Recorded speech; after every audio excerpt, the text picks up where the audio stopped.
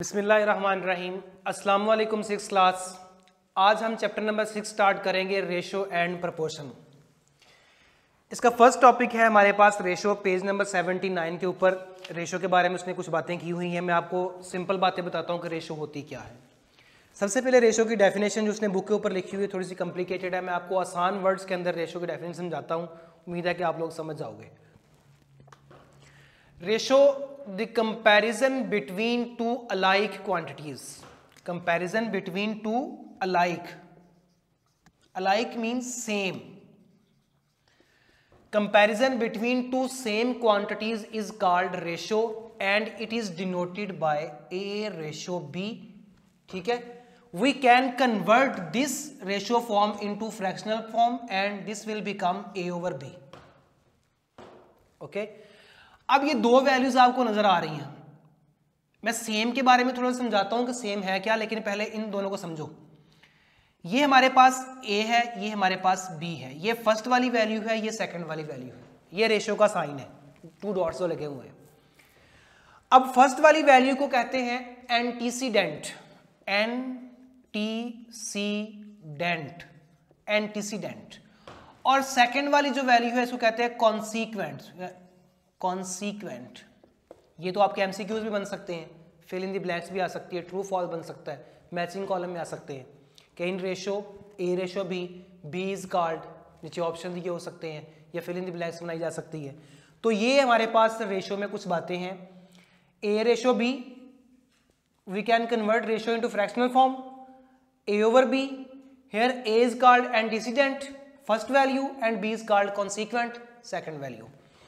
अब आ जाए अपनी ये वाली टर्म जो है अलाइक, सेम, दोनों एक ही जैसी हैं।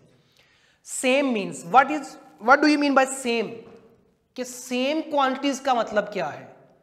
मतलब ये कि क्या 20 ओवर 20, 20 रेशो 20, या फिर 50 मिनट दोनों में रेशो, दोनों का कंपैरिजन? नहीं, सेम क्वांटिटीज का मतलब यह है कि हमारे पास दो वैल्यू जिनमें हमने कंपैरिजन करना है, जिनकी हमने रेशो फाइंड करनी है, दोनों के यूनिट्स जो हैं वो सेम होने चाहिए। अब यूनिट सेम होने चाहिए कि क्या मतलब है? यूनिट सेम होने का मतलब यह है कि अगर आप रेशो निकाल रहे हो किलोग्राम के अंदर, यानी कि वेट की रेशो निकाल रहे हो दो वेटेड की, अगर एक वैल्यू किलोग्राम में है, केजी में है, तो जो सेकंड वाली वैल्यू है जिसके दरमियान रेशो फाइंड करनी है, जिसके साथ कंपैरिजन करना है, वो वाली वैल्यू भी किलोग्राम में होनी चाहिए, ना कि वो ग्राम में दी हो। ठीक है, ग्राम में नहीं, यानी कि दोनों ही किलोग्राम वाली वैल्यू हो या फिर दोनों ग्राम्स वाली वैल्यू हो। टाइम की अगर रेशो निकालना चाहते हो, कंपैरिजन करना चाहते हो, तो टाइम में भी यही है कि दो वैल्यू जिनका आपने कंपैरिजन करना है, दोनों या तो सेकंड्स में हो, या दोनों मिनट्स में हो, या दोनों आवर्स में हो। डिस्टेंस का कंपैरिजन करना चाहते हो तो इसका मतलब यह नहीं है कि सेंटीमीटर का मीटर के साथ कर लिया, मीटर का किलोमीटर के साथ कर लिया, किलोमीटर के उठा के मिलीमीटर के साथ कर लिया। नहीं, सेंटीमीटर का सेंटीमीटर के साथ करोगे, मिलीमीटर का मिलीमीटर के साथ करोगे, किलोमीटर का किलोमीटर के साथ करोगे।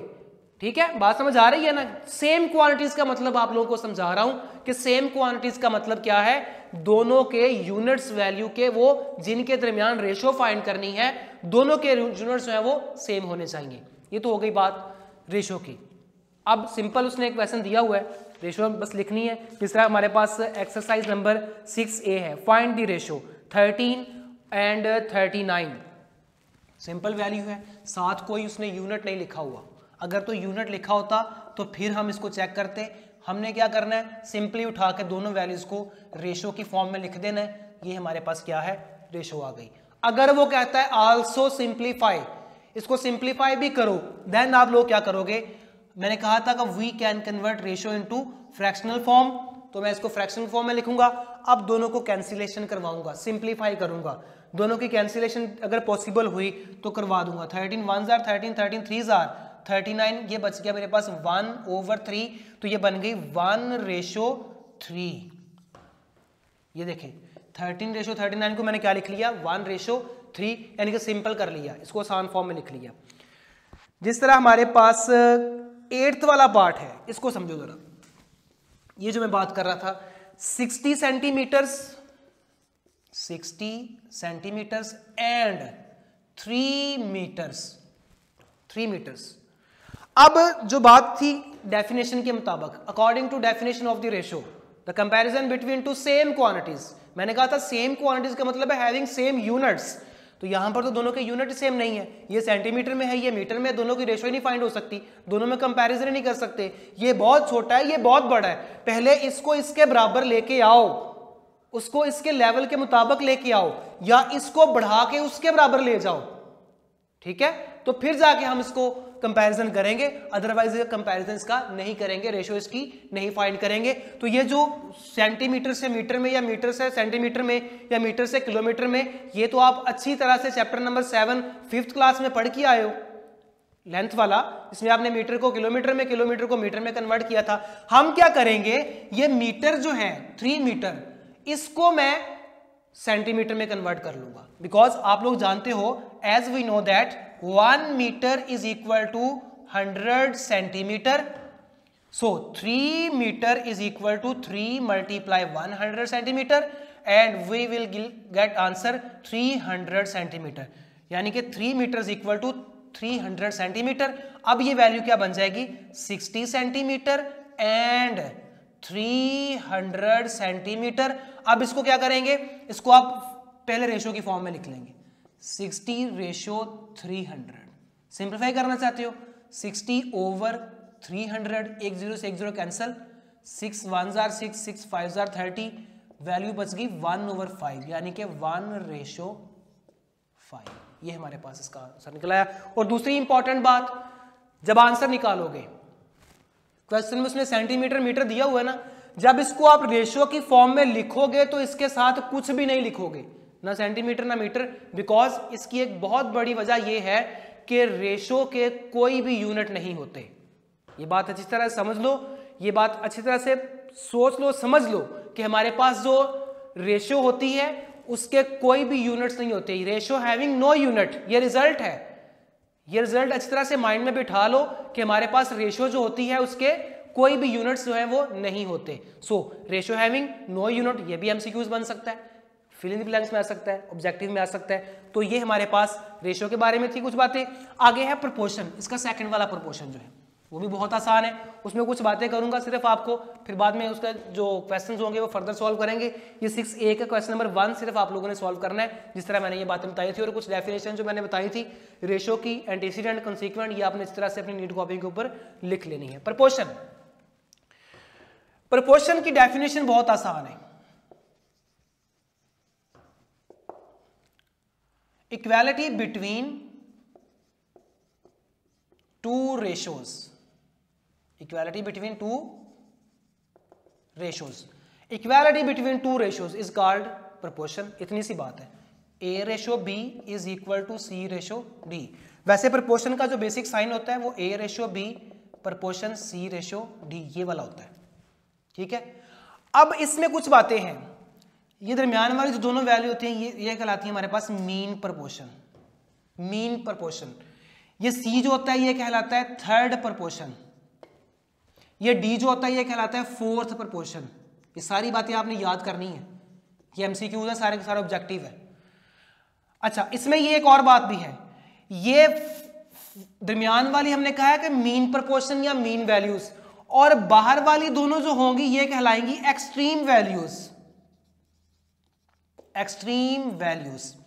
इसकी रीजन है एक, जब हम क्वेश्चन को सॉल्व करेंगे, अच्छा आप लोगों को अगर याद हो 5 क्लास के अंदर आप लोग इस तरह के क्वेश्चन सॉल्व करते रहे हो, 2 फ्रैक्शन में इक्वल का साइन आता रहा है, आप लोग क्या करते थे, क्रॉस मल्टीप्लाई करवाते थे क्योंकि इक्वल का साइन था।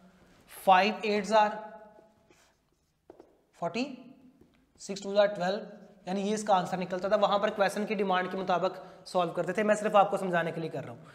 अब यहां पर प्रोपोर्शन के अंदर उसने क्या कहा, आप लोग ये जो हमारे पास 2 फ्रैक्शन थी, क्रॉस प्रोडक्ट वाला प्रोसेस था, ये हमें प्रोपोर्शन से ही मिला था। इसकी वजह क्या थी, देखें ये था हमारे पास प्रोपोर्शन की definition A/B is equal to C/D। इसको फ्रैक्शन में कन्वर्ट करेंगे A/B is equal to C/D। Okay, अब यहां पर देखिएगा, अब ये वाली फॉर्म बन गई, दो फ्रैक्शन के दरमियान इक्वल का साइन आ गया। इसको कैसे सॉल्व करेंगे? 5A को D के साथ, B को C के साथ, ये बनेगा AD is equal to BC। ये हमारा प्रोसेस है कि हमने क्रॉस प्रोडक्ट से इसको सॉल्व किया, लेकिन यहां पर प्रोपोर्शन के अंदर इधर ही हम इसको सॉल्व कर सकते हैं। कैसे? एक हमारे पास रूल होता है, product of extreme values is equal to product of mean values. Extreme कौन सी थी? A और D, दोनों का प्रोडक्ट क्या आएगा? AD is equal to means क्या थी? Is equal to BC। तो दोनों चेक कर लें, दोनों से हमारे पास आंसर जो है वो सेम आ रहा है, यानी कि क्रॉस प्रोडक्ट जो है उसका जो मेथड है वो हमें कहां से मिला? प्रोपोर्शन से। प्रोपोर्शन के किस रूल से? Product of extreme value is equal to product of means value. तो ये सारे के सारा लेक्चर जो है वो आप लोगों ने अच्छी तरह सुनना है, और ये क्वेश्चन 6 एक ही आपने इस तरह से करने हैं। उम्मीद है कि ये क्वेश्चन आप लोग समझे होंगे। अगर फिर भी किसी क्वेश्चन में कोई प्रॉब्लम हुई तो वो हमारे साथ शेयर कीजिएगा, इंशाल्लाह वो आपकी प्रॉब्लम दूर की जाएगी। ओके, अल्लाह हाफिज़।